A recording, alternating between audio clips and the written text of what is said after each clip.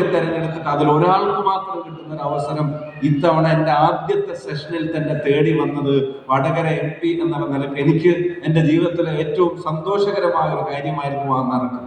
അതുണ്ടെങ്കിലേ private member resolution അവിടെ അവതരിപ്പിക്കാൻ പറ്റും, വിഷയം MP-ക്ക് എഴുതി കൊടുക്കാം. അങ്ങനെ പ്രൈവറ്റ് മെമ്പർ റെസൊല്യൂഷന്റെ നറുക്ക് കിട്ടിയപ്പോൾ ഏത് വിഷയം എഴുതി കൊടുക്കണം എന്നുള്ളത് ഞാൻ കുറെ ആലോചിച്ചിട്ടില്ല, ഞാൻ രണ്ടാമതൊന്നും ആലോചിച്ചിട്ടില്ല. എനിക്ക് തീർച്ചയായിരുന്നു എഴുതി കൊടുക്കേണ്ട ആദ്യത്തെ വിഷയങ്ങളിൽ ഒന്ന് നാടിന്റെ നട്ടെല്ലാണ്, നാടിന്റെ അതാണ്, നാടിനെ കാക്കുന്നവരാണ്, സംരക്ഷിക്കുന്നവരാണ് എന്നൊക്കെ 1000 തവണ പറഞ്ഞു കേൾക്കുമ്പോഴും ആ പറഞ്ഞ കേൾവികൾക്കൊടുവിൽ 1-2 വർഷം ഇവിടെ നിന്ന് അധ്വാനിച്ച് അവസാനം പെറ്റമ്മയെ ഒന്ന് കാണാൻ പോകുമ്പോ, അല്ലെങ്കിൽ ആരുടെങ്കിലും ഒന്നൊരു അസുഖമുണ്ടായി അവരെ ഒന്ന് തിരിഞ്ഞു നോക്കാൻ പോകുമ്പോ, അല്ലെങ്കിൽ ഒരു വെക്കേഷൻ ഉണ്ടാകുമ്പോ വീട്ടിൽ അവനവന്റെ ഏട്ടന്റെ അനിയന്റെ മക്കളോടൊപ്പം എന്റെ കുട്ടികളൊന്ന് കളിക്കട്ടെ എന്ന് ആഗ്രഹിക്കുമ്പോ, സ്വന്തം മുത്തശ്ശിയെ വല്യപ്പയെ കാണാൻ എന്റെ മക്കളൊന്ന് പോട്ടെ എന്നൊക്കെ ഒന്ന് വിചാരിക്കുമ്പോ ടിക്കറ്റ് ഒന്നിന് 70,000 80,000 കൊടുക്കേണ്ടി വന്ന ദയനീയമായ അവസ്ഥയിൽ ഇന്നും തുടരുന്ന കൊള്ളക്കെതിരെ തന്നെയാണ് ആദ്യം ശബ്ദിക്കേണ്ടത് എന്നുള്ള ഉത്തരവാദിത്വ ബോധം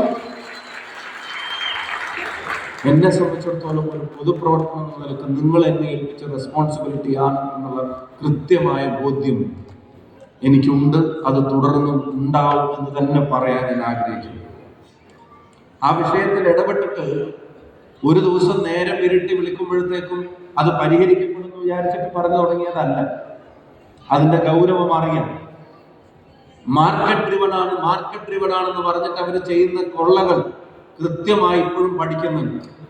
ഞാനത് അവിടെ അവതരിപ്പിച്ച് നിർത്തിയിട്ടില്ല. 5 തവണ അതിനുശേഷം ഞാൻ ഏവിയേഷൻ മിനിസ്റ്ററെ കണ്ടിട്ടുണ്ട്. ഓരോ തവണ ഉണ്ടാവുന്ന കൊള്ളയുടെയും വിശദാംശങ്ങൾ കൊടുത്തിട്ടുണ്ട്. ഈ ഫ്ലൈറ്റ് ഡിലേയുടെയും ക്യാൻസലേഷന്റെയും പേരിൽ പ്രവാസികളെ എയർപോർട്ടിൽ അനാഥകൾ പോലെ ആരും തിരിഞ്ഞു നോക്കാനില്ലാത്ത അവസ്ഥയിലേക്ക് തള്ളിവിടുന്ന ചില എയർലൈനുകളുടെ ഓരോ ഇൻസിഡന്റും റിപ്പോർട്ട് ചെയ്യാൻ ശ്രമിച്ചിട്ടുണ്ട്. പാർലമെന്റിൽ ആളുകളുടെ മനസ്സിൽ എല്ലാവർക്കും അറിയാം ഇതൊക്കെ ഒരു കൊള്ളയാണെന്ന്.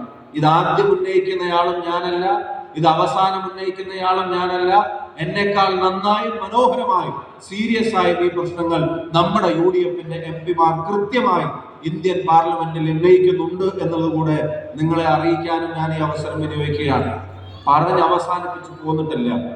അതിന്റെ ഒരുപാട് സാങ്കേതികത്വങ്ങളും പ്രയാസങ്ങളും ഒക്കെ അവർ പറഞ്ഞുണ്ടാക്കുന്നുണ്ട്. പക്ഷെ ഓരോ തവണ ഇത് സംഭവിക്കുമ്പോഴും നിരന്തരം അത് കമ്മ്യൂണിക്കേറ്റ് ചെയ്യാൻ ശ്രമിച്ചുകൊണ്ടിരിക്കുകയാണ്. ഞാൻ നേരത്തെ പറഞ്ഞ ഒരു ഡിസിഷൻ മേക്കിംഗ് അതോറിറ്റിയുടെ തലപ്പത്തല്ല ഇരിക്കുന്നത് എന്ന ബോധ്യമുണ്ടെങ്കിൽ പോലും ഞാൻ ഉറപ്പിച്ചു പറയുന്നു, ഈ ശബ്ദം, ഈ വിഷയത്തിൽ നിങ്ങളുടെ ശബ്ദങ്ങൾ ഇനിയും നമ്മൾ അത് ഉയർത്തും, ആവശ്യങ്ങൾ നമ്മൾ ഉയർത്തും. ഇന്നല്ലെങ്കിൽ നാളെ ഈ കാട്ടുകൊള്ളക്കെതിരായി ഒരു തീരുമാനം എടുക്കാൻ ഇവിടെ നിർബന്ധിതരാകുന്ന ഒരു അവസ്ഥ സർക്കാരുകളുടെയും എയർലൈനുകളുടെയും മേലെ ഉണ്ടാക്കാനുള്ള നമ്മുടെ പരിശ്രമം അത് തുടരുക തന്നെ ചെയ്യും എന്നുള്ളത് ഈ പ്രവാസ ലോകത്തിന് ഉറപ്പ് നൽകാൻ ആഗ്രഹിക്കുന്നു. പറഞ്ഞു എന്നുള്ള സംതൃപ്തിക്ക് വേണ്ടിയല്ല, റിസൾട്ട് ഉണ്ടാക്കാനുള്ള പരിശ്രമങ്ങളുടെ ഭാഗമായി തന്നെയാണ് അത് തുടരുന്നത്. ഈ പാർലമെന്റ് സെഷനിലേക്ക് പോയപ്പോഴും മറ്റൊരു അനീതി ശ്രദ്ധയിൽപ്പെട്ടത്, ഇത്രകാലം അധ്വാനിച്ച് നാട്ടിലൊരു ഭൂമി വാങ്ങിയാൽ ആ ഭൂമി അത് ആരെങ്കിലും എന്തെങ്കിലും ഒരാവശ്യം വരുമ്പോൾ ഒരു തുണ്ട് ഭൂമി വിൽക്കേണ്ടി വന്നാൽ അവിടെ നാട്ടിൽ ഒരാൾക്ക് കിട്ടുന്ന ആനുകൂല്യം പ്രവാസികൾക്കില്ല. ടാക്സിലെ ഇൻഡെക്സേഷന്റെ ആനുകൂല്യം ആർക്ക് വേണം എന്നുള്ളതിന് ഇന്ത്യയുടെ സിറ്റിസൺസ്, ഇന്ത്യയുടെ പൗരന്മാർ എന്നതിന് പകരം അവിടെ വന്നിരിക്കുന്നത് റെസിഡൻസ് എന്നുള്ളതാണ്.